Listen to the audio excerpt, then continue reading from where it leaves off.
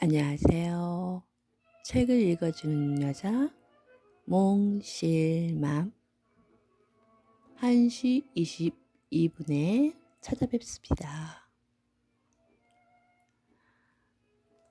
어제는 어린 왕자의 앙뚜아뚜 생드즈베리가 지은 황현산 옮긴, 그리고 오늘은 5편을 읽어드릴 건데요.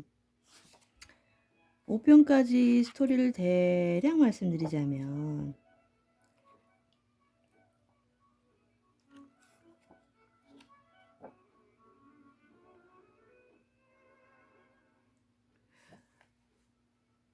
이 친구가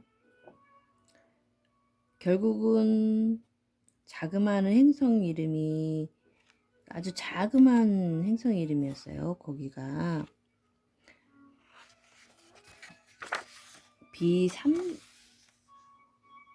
B316호라는 그건가요? 소행성 325. 그럼 여기는 소행성 B610이라고 믿는 이유. 소행성 B612호.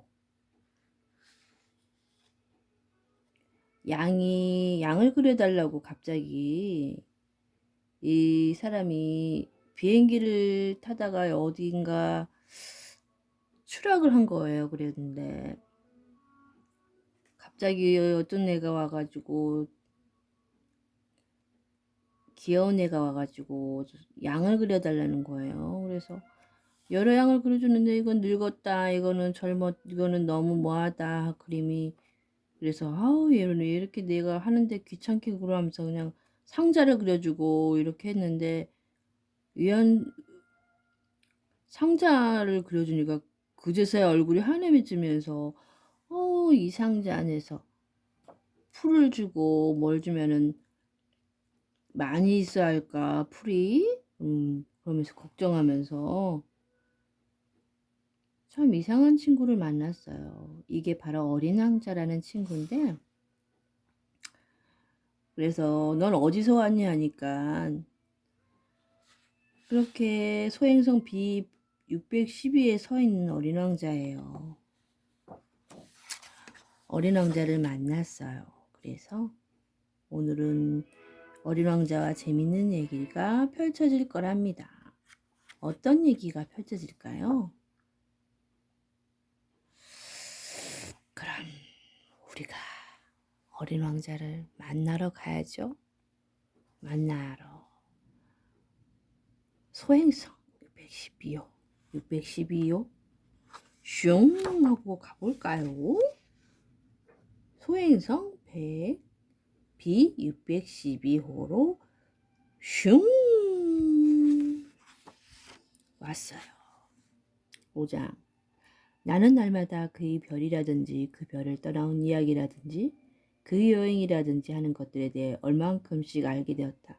그 일은 아주 천천히 이 생각 저 생각을 따라가며 진행되었다. 사흘째 되는 날 내가 바오바오 나무의 비극을 알게 된 것도 이런 식이었다. 이번에도 역시 양 덕분이었는데 어린 왕자가 무슨 대단한 의무라도 사로잡힌 듯 불쑥 이런 질문을 했다. 양들이 작은 떨기나무를 먹는다는 게 정말이야? 그럼 정말이야. 그럼 됐네. 양이 작은 떨기나무를 먹는다는 게 왜 그렇게 중요한 일인지 나는 알 수가 없었다. 그러나 어린 왕자는 덧붙였다. 그러면 양들은 바오바브 나무도 먹겠네? 나는 어린 왕자에게 바오바브 나무는 작은 떨기나무가 아니라 교회당만큼 커다란 나무이며 코끼리 한 부대를 몰고 간다 해도 바오바브 나무 하나를 해치우기 힘들 것이라고 일러주었다. 코끼리 한 부대라는 말에 어린 왕자는 웃었다. 그럼 코끼리 등에다 코끼리를 포개 놓아야겠네? 그러나 그는 슬기롭게 꼬집어냈다. 바오바브 나무도 크기 이전에는 작은 데에서부터 시작해요. 옳은 말이야. 그런데 어린 양이 왜 그 어린 바오바브 나무를 먹어야지? 그는 내가 다 아는 것을 묻고 있다는 듯이 대답했다. 아이 참 그거야. 그런데 나는 이 문제를 혼자 푸느라고 머리를 쥐어짜야 했다. 사실은 이런 것이었다. 어린 왕자의 별에는 여느 별이나 그렇듯이 좋은 풀과 나쁜 풀이 있었다. 따라서 좋은 풀이 좋은 씨앗, 나쁜 풀이 나쁜 씨앗이 있었다. 그러나 씨앗들은 보이지 않는다. 씨앗들은 땅속에 숨어 잠을 자고 있다가 그중 하나에게 문득 깨어나고 싶다는 생각이 든다. 그러면 씨앗은 기지개를 켜고 태양을 향해 처음에 머뭇거리면서 그 아름답고 연약한 새싹을 내민다. 무나 장미나무의 어린 싹이면 마음껏 자라도록 내버려 두어도 괜찮다. 그러나 나쁜 식물이 싹이면 그걸 알아차리자마자 뽑아버려야 한다. 그런데 어린 왕자의 별에는 무서운 씨앗이 있었으니 바로 바오바오 나무의 씨앗이었다. 그 별의 흙에는 바오바오 나무의 씨앗이 들끓었다. 그런데 바오바오 나무는 너무 늦게 손을 쓰면 그땐 영영 처치할 수 없게 된다. 나무가 온 별을 다 차지하고 그 뿌리로 별 깊숙이 구멍을 뚫는다. 게다가 별은 너무 작은데 바오바오 나무가 너무 많으면 별은 터져버린다. 그건 규율의 문제야. 어린 왕자가 나중에 이런 말을 했다. 아침 세수가 끝나면 별도 조심스럽게 세수시켜야 해. 바오바오 나무가 아주 어릴 때는 장미나무와 비슷한데 구별할 수 있게 되면 그때부터 규칙적으로 뽑아버려야 해. 아주 귀찮은 일이지만 아주 쉬운 일이야. 그리고 하루는 나에게 아름다운 그림 한 장을 그려서 우리 땅에 사는 어린이들 머릿속에 그걸 새겨넣게 하라고 보냈다. 어느 날 그 애들이 여행을 하게 되면 그게 도움이 될 거야. 이따금 할 일을 뒤로 두었다고 생각해서 별 걱정은 없겠지만 그러나 바오바오 나무의 경우라면 반드시 큰 난리가 일어나고 말아. 난 게으름뱅이가 살고 있는 별 하나를 아는데 작은 나무 세 그루를 소홀히 한 게 그만. 그래서 나는 어린 왕자의 지시에 따라 그 게으름뱅이 별을 그렸다. 나는 도덕 선생 같은 말투를 별로 좋아하지 않는다. 그러나 바오바오 나무의 위험을 사람들이 너무 모르고 있고 길을 잃어 소행성에 들어가게 된 사람이 있다면 너무 큰 위험을 겪을 것 같기에 내 신중한 태도에 한 번만 예를 두어 도덕 선생처럼 말하기로 한다. 어린이들아, 바오바오 나무를 조심해라. 내가 이렇게 이 그림에 힘을 들인 것은 오래전부터 내 친구들이 나처럼 멋모르고 지나쳤던 그 위험을 그들에게 알려주기 위해서다. 내 교훈은 이만큼 수고할 값어치가 있다. 여러분들은 어쩌면 이렇게 물을지도 모른다. 왜 이 책이 다른 그림들은 바오바오 나무처럼 웅장하지 못하냐고. 대답은 아주 간단하다. 나는 애써 그렸지만 성공하지 못했다. 바오바오 나무를 그릴 때는 위급한 마음에 그만 힘이 쏟았던 것이다. 바오바오 나무가 이렇게 그럼 좋지 못한 나무네요. 씨앗이. 이 씨앗을 처음에는 장미 같아서 내버려 두다가 장미가 아닌 걸 알게 된 그 다음에는 이렇게 하려면 참 힘들겠어요. 구분을 잘 해야 된다는 거군요. 6장. 어린 왕자, 너희 초라하고 쓸쓸한 생활은 나는 이렇게 조금씩 알게 되었다. 오랫동안 내 마음을 달래주는 것이라고는 아늑하게 캐가 저무는 풍경밖에 없었다. 나흘째 되는 날 아침 나는 너희 말을 듣고 이 새로운 사실을 알게 되었다. 그때 너는 이렇게 말했지. 나는 해남이가 정말 좋아. 지금 해남이를 보러 가요. 하지만 기다려야 하는데?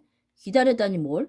해가 지기를 기다려야지. 너는 처음에 아주 놀란 얼굴을 하더니 곧 내 자신이 어처구니 없다는 듯이 웃었다. 그리고 너는 말했지. 나는 아직도 내 별에 있는 건 줄 알았어. 그렇다. 미국의 한낮이면 누구나 다 알다시피 프랑스에서는 해가 저문다. 해가 저무는 것을 보려면 단 1분 동안에 프랑스로 갈 수만 있으면 될 텐데. 불행히도 프랑스는 너무 멀리 떨어져 있지. 그러나 그처럼 작은 너희 별에서는 의자를 몇 걸음 당겨 놓으면 그만이었지. 그래서 넌 내가 원할 때마다 석양을 바라보곤 했었지. 어느 날 난 44번이나 해넘이를 보았어. 그리고 잠시 후 이렇게 덧붙였지. 아저씨도 알 거야. 그렇게도 슬플 때는 누구나 해가 저무는 게 보고 싶지. 44번 해넘이를 본 날 그렇다면 너는 그만큼 슬펐단 말이냐? 그러나 어린 왕자는 대답하지 않았다. 7장. 닷새째 되는 날. 그날도 역시 양이 도움으로 나는 어린 왕자의 삶에 깃들어 있는 이 비밀을 알게 되었다.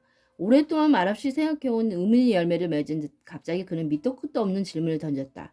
양이 작은 떨기나무를 먹는다면 꽃도 먹을까? 양은 닥치는 대로 다 먹지. 가시가 있는 꽃도?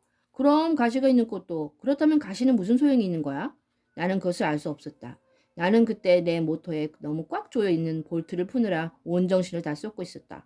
고장이 아주 심하다는 생각이 들어서 나는 몹시 걱정스러웠고 마실 물은 다 떨어져 가니 최악의 경우를 염려하지 않을 수 없었다. 가시는 무슨 소용이 있는 거야? 어린 왕자는 한 번 질문을 던지면 절대로 포기하지 않는다. 나는 볼트 때문에 화가 나서 아무렇게나 대답했다. 가시 그까짓 것은 아무 소용 없는 거야. 꽃들이 괜히 심술을 부리는 거야. 그는 한동안 말이 없더니 앙심이라도 품은 듯 나를 몰아세웠다. 그럴 리가 없어. 꽃들은 약한 거야. 꽃들은 순진해. 해볼 수 있는 데까지는 자신을 지키려는 거야. 꽃들은 자기들이 가시를 가졌다고 무서운 줄 알고 있어. 나는 아무 대답도 하지 않았다. 그 순간 나는 혼자 이런 생각을 하고 있었다.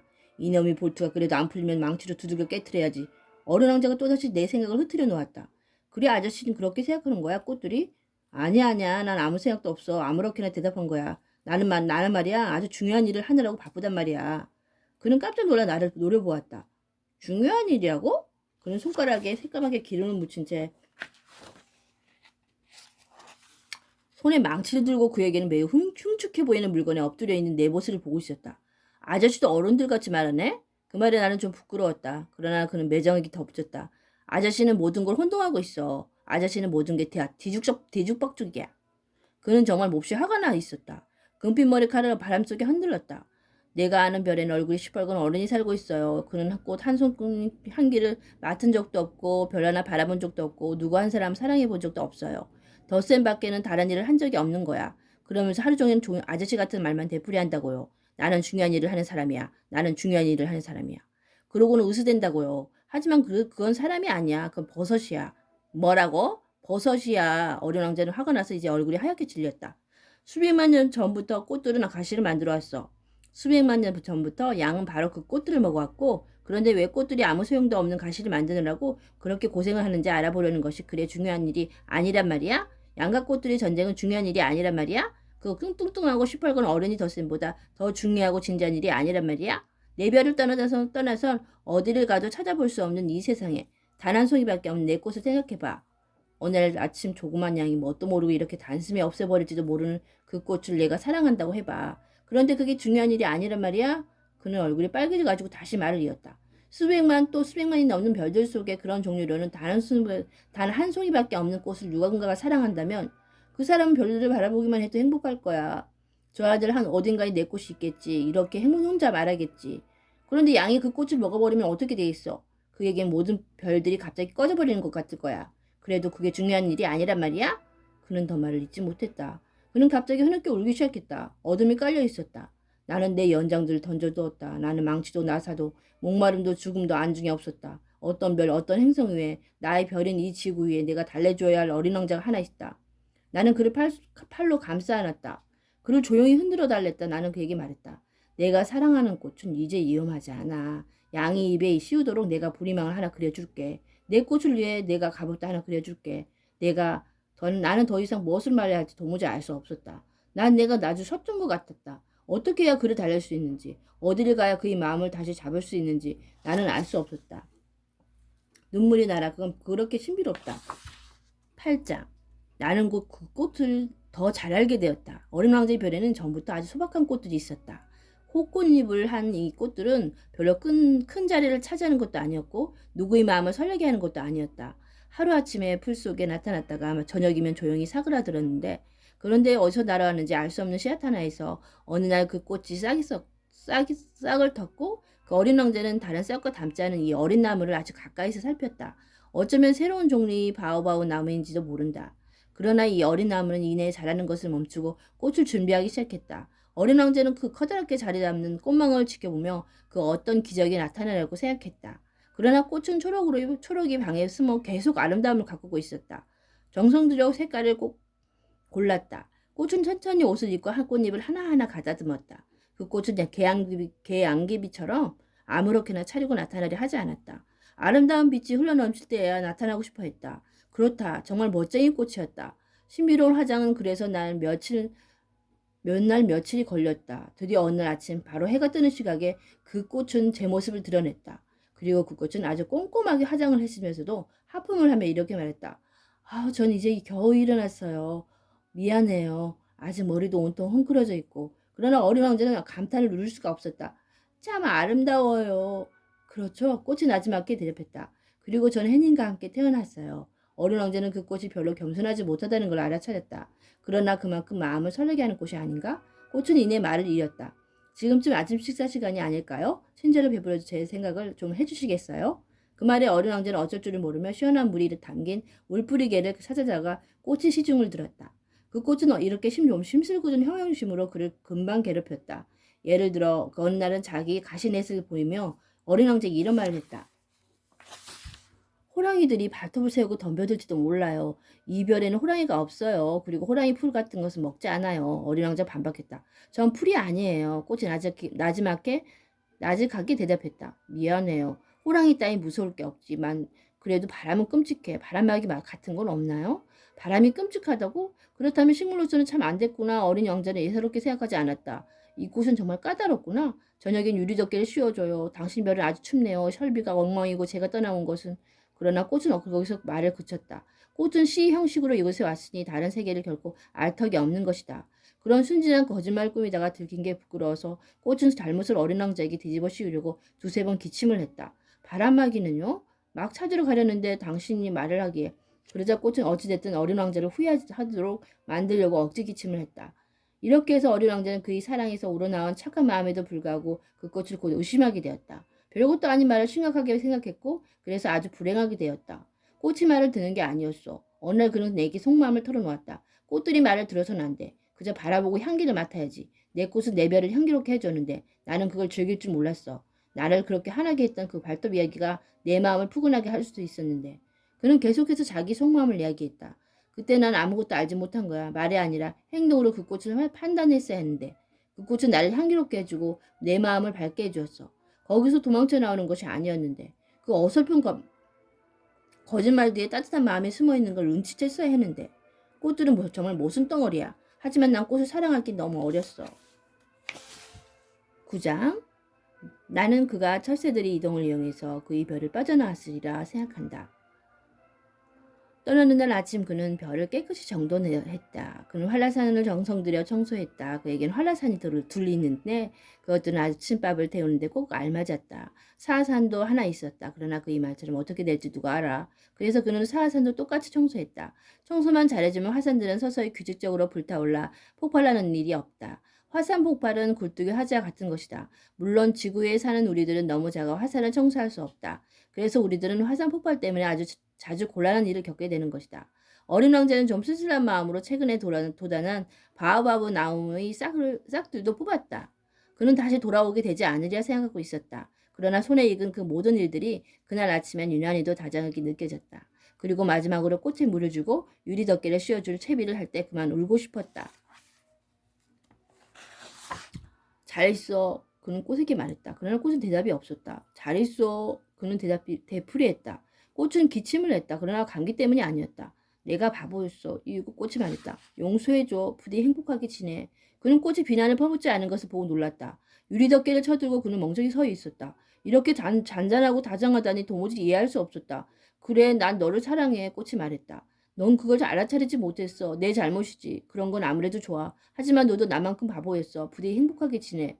그 유리덮개는 조용히 치워두고 이젠 필요 없어. 하지만 나는 그렇게 감기에 잘 걸리지 않아. 시원한 바람이 내게 좋은 거야. 나는 한 송이 꽃이야. 하지만 짐승들이 나비를 보려면 벌레 두세 마리는 견뎌내야지. 나비는 참 아름다운 것 같더라. 그렇지 않으면 누가 날 찾아오겠어. 너는 멀리 있을 거고 커다란 짐승들이 온데도 난 겁날 게 없어. 나한텐 발톱이 있으니까.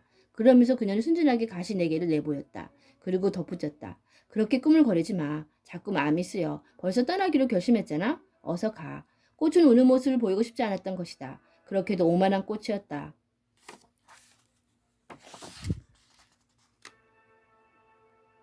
그래서 꽃이 정말로 꽃하고 그럼 사랑을 했나? 대화를 했나?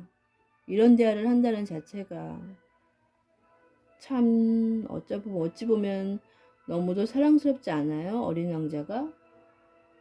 어린 왕자 같은 사람이 있을까요?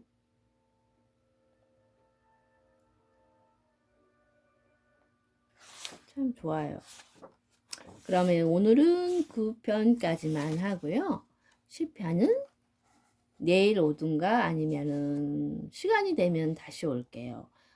조금 있다가는 여러분이 더 좋아하는 데미안을 읽어드릴 거예요. 잠시만 기다리세요. 요거는요, 요거 설명을 못 드렸네. 아까